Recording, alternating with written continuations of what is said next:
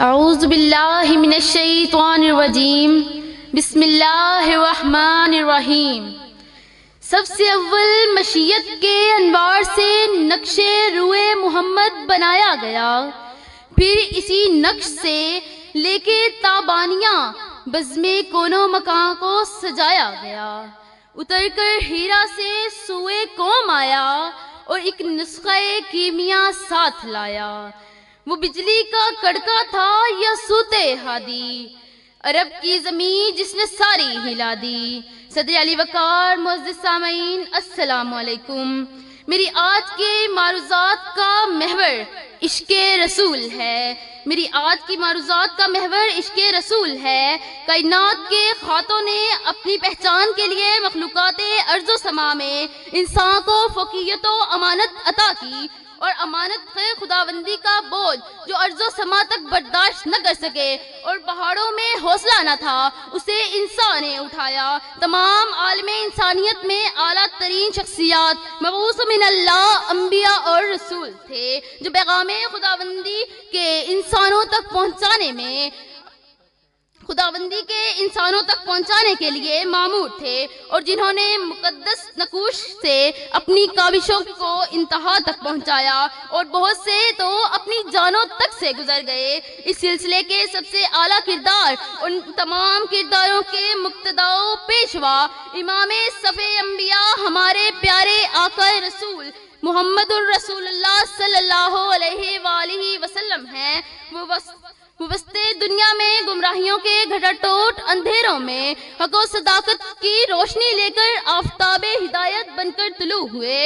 حسن یوسف دم عیسیٰ ید بیزاداری، حسن یوسف دم عیسیٰ ید بیزاداری، آنچہ خوباک ہما دارند تو تنہا داری۔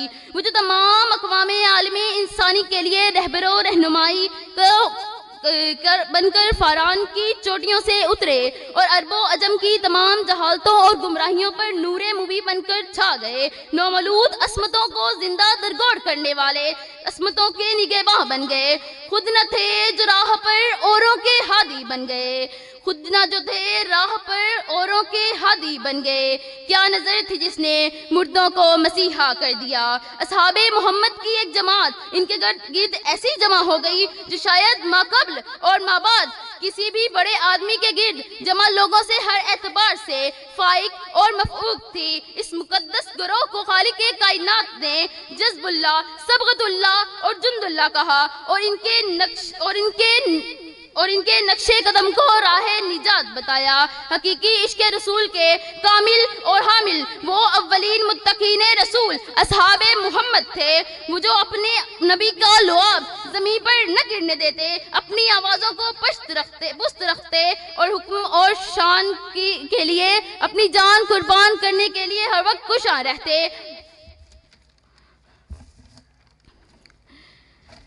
اور جن کی چاہت ہوتی تھی کہ جان نکلے تو چہرہ مصطفیٰ آنکھوں کے سامنے ہو۔ سبحان اللہ، یہ اس کے مصطفیٰ آج بھی مطلوب ہے کہ ہم مسلمان چلتے پھرتے محمدی نظر آئیں، اسوہ رسول سے بھرپور جوانیاں اپنے آقا و مصطفیٰ کے ایک ایک ادا کو اختیار کرتے ہوئے غیروں کے لیے بھی نمونہ ہوں، اور آج مسلمان بیٹیاں ازواج رسول اور بنات رسول کو اپنا نمونہ بنا کر غازیوں اور شہیدوں کی پرورش کا ذمہ لیں، اور ان تمام اعمال و افعال سے خود کو بچائیں جن سے ہمارے پیارے آقا رسول نے منع فرمایا ہے، کہ یہی حقیقی تقاضا ہے عشق رسول کا۔ عشق رسول محض لفظی و زبانی دعویٰ نہیں، اور نہ ہی محض چند رسومات و روایات سے ثابت نہیں ہوتا، بلکہ اصل یہ ہے کہ عمل سے اطاعت و فرمانبرداری کا اظہار ہو، کہ کیسر و کسرا کے درباروں میں بھی ہمارے بڑوں نے نبی کا طریقہ نہ چھوڑا۔